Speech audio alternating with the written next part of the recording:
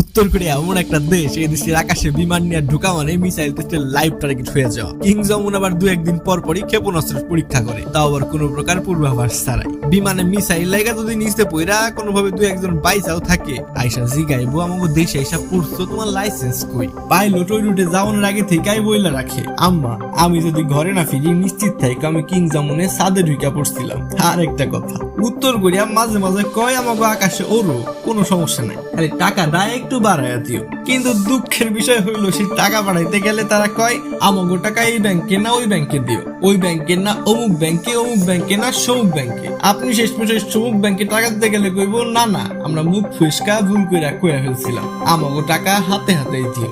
ভাই রে ভাই, এত বাহানা তো আমার এক্স আমার লগে করতো না। তাই বিশ্ববাসী ঠিক করে নিছে নর্থ কোরিয়ার উপর দিয়া প্লেন না উড়ুক, কারণ প্লেন তো আত্মহত্যা করবার আসে নাই। কিং জং উন অন্তত তার মিসাইল নিয়েই খুশি থাকুক। আপনি কি মনে করেন আমাকে বাংলাদেশে যদি এমন একজন প্রেসিডেন্ট হয় তাহলে কেমন হইব? আপনার মূল্যবান মতামত কমেন্ট বক্সে জানায় যাবেন।